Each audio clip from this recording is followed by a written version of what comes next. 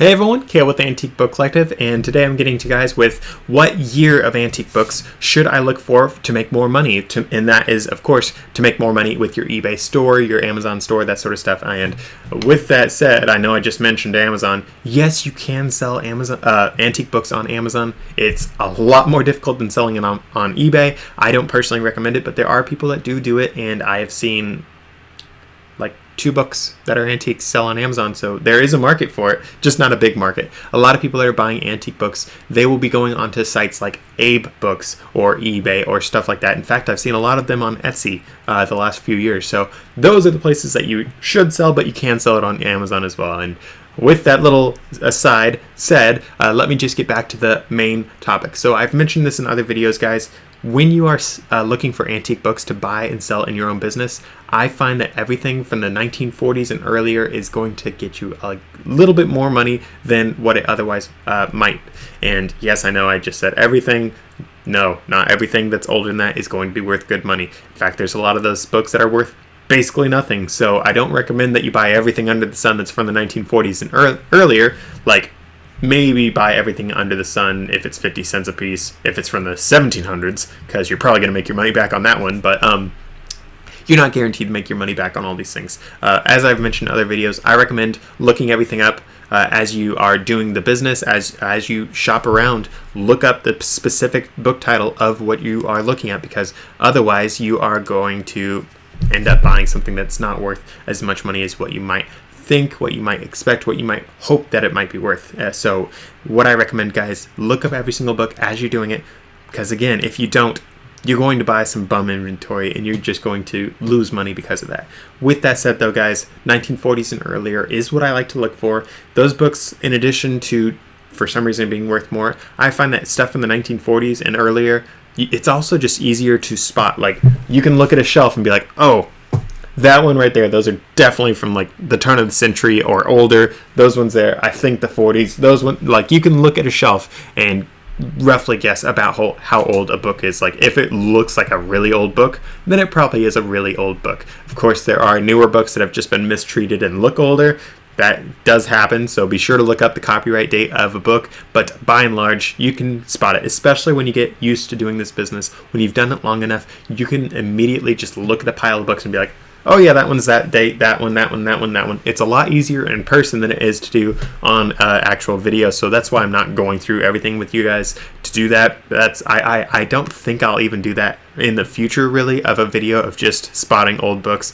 I might mention it a couple times, I might sort of point out a couple things, but I don't think I'll do a full video just on that, just because, again, it just does not transfer well over the video context. You have to do it more in person, and the feel of old books, it just feels different than newer books as well. There are a lot of indicators that you can do and should do to find older books among all the newer books out there. With that said though, guys, in addition to books that are older than the 1940s, I find that books from the 1880s to the 1890s do very, very well for me. I find that they are very easy to spot. I find that they can fetch very good prices for me with my business. I find that they sell pretty easily.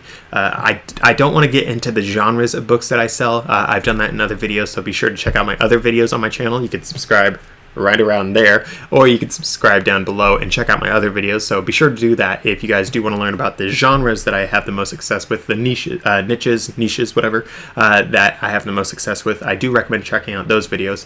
But if you guys are just looking for the years, and a lot of people do just look for the years of books to sell, I find that the 1880s to the 1890s is my most prolific and successful 2 decades of books that I buy and sell. Of course, books that are older than that do very well for me as well. I find the 1860s are probably the 3rd best decade for me to sell books from. Don't ask me why it's those years. I have zero idea whatsoever, but for some reason those are sort of the decades that do best for me. So first place, I would say, is the 1880s. Second place is the 1890s. And then by a little bit of a margin would be the 1860s. And of course, books that are older than that will be most likely worth more, especially if they're in good condition, because books that are so old, there are a whole lot less of them. Not only because books were more expensive to make, so they didn't make as many back then, but also because, let's say they made 1,000 of them, that was 100 years ago, so by now there might only be 500 left.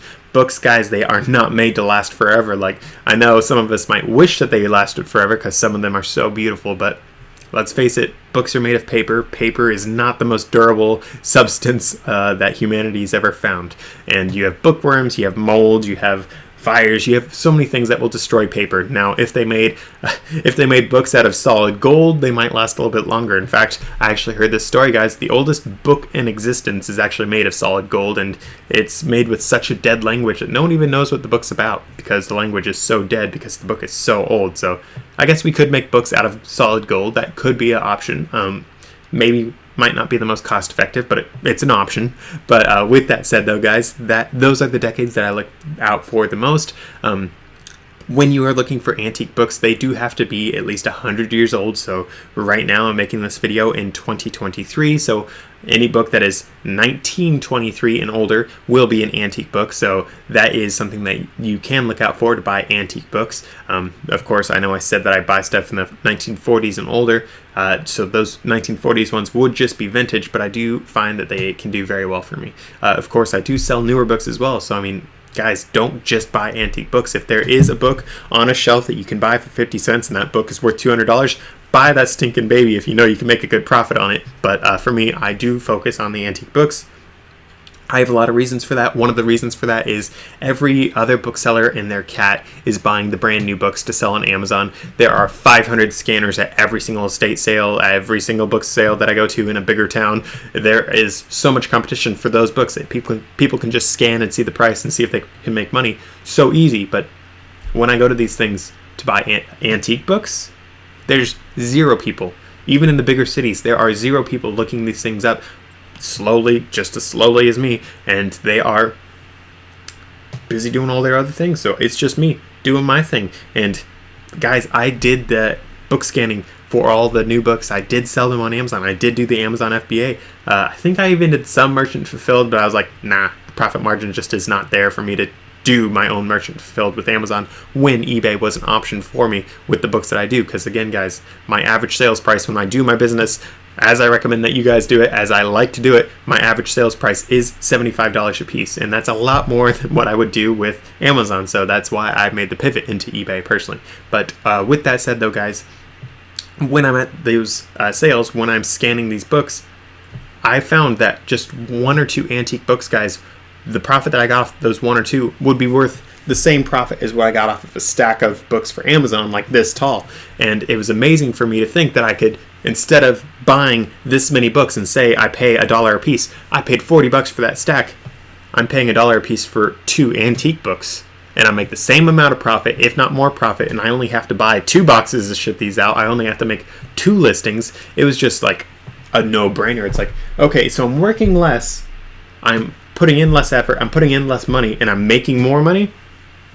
Sorry, Amazon, you can keep your 70% fees. I'm doing this because this is amazing. And obviously the 70% fees I just mentioned, I did do Amazon FBA, so they did have the fulfillment fees, all that sort of stuff. So that is a little exaggerated. You guys can do merchant fulfilled on your own Amazon store.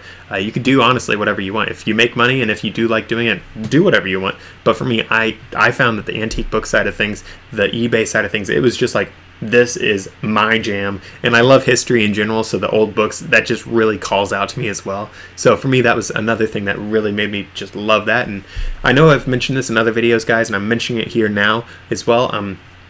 One of the things that got me into doing the antique books was the fact that I was a scanner just like everyone else. So I was fighting all these other people. I'm like, oh, so there's 2 other scanners at this particular place. I'm going to go talk to them, and I'm going to ask them, oh, where are you going to buy all your books? Like what section? Because a lot of the times they do it by categories, and this person's like, oh, I'm doing all the nonfiction. And this other person's like, I'm doing all the self-help. So I'm immediately like, okay, so those are 2 of the more profitable ones. At least, let's just say in this example, I don't remember for sure if those were the best ones. Let's see. when I talk to these people, let me actually think about this. When I actually talk to these people, a lot of them would do the nonfiction and the self-help. Those were some of the most prolific and expensive books that they made money on. So when I talked to those people, they normally said they were going to do that, and I would tell them, I'm like, okay, you guys can do that. I'll go somewhere else. I didn't want to start a fight. I'm not someone that goes and starts fights for no reason. That's how you get arrested. I'm not into getting arrested for an old book. That's not really my thing. But with that said, I would be like, okay, so they are taking those top two things. So this is for Amazon FBA, guys. So, okay, what else can I scan? Okay, I know that novels, they're worth basically nothing, so I'll hit those at the very end. A lot of book scanners will hit the novels at the very end if there are the options of the other places, other categories. So that's something to keep in mind if you guys are doing Amazon FBA. But I would think, okay, so those are taken. From my experience, Christian nonfiction does very well. And that's not just for antique books and not just for new books, guys. Christian nonfiction does well, like basically no matter the year, from my experience. And I've made a lot of money selling those sorts of books. So be sure to keep an eye out for that. So back to my story though. At these Friends of the Library sales that I chat with these other people, I'm like, okay, so they're not going to those. So I'm going to hit those Christian books first. I'd pick those up. And those would be where most of my Amazon FBA money would end up being. And then I would scan over all the stuff that they had already gone over. Because again, I'm trying to stay out of their way because I don't want to start a fight. But I'd find a few things and then I'd go over to the novels because, guys, the novels they were like the worst thing ever to sell. Like some of them are worth a good chunk. Like I found Star Wars ones usually were worth more and other science fiction ones. But by and large, it wasn't really worth my time. That's one of the reasons why I stopped doing it altogether. But something that I noticed, a pattern that I noticed as I was doing this business, the Amazon FBA business, I was like, no one's even looking at these antique books. Why is no one looking at those? So I started focusing on them a little bit more, and before long, as I said, I pivoted into just antique books. So that's my sort of thing. That's my little story there. I'll probably do a whole video on that in the future, but I just wanted to share that with you guys. So what year of antique books should you look for? 1940s and earlier. That's what I find does the best. And the absolute best decades for me personally, the ones that I find the most books for, and those books that are worth the most money for me personally, 1880s, then the 1890s, and then the 1860s. And of course, anything that's antique can be worth a good chunk of money, so don't just ignore it because it's a certain year, but do look for stuff that's from the 1800s. That is, for me, my bread and butter. It's like amazing money, but that's just some stuff to keep in mind. So with all that said and done though, guys, thank you for watching. If this was helpful, be sure to hit the like button below, hit the subscribe there or down below, and I'll see you guys in the next one.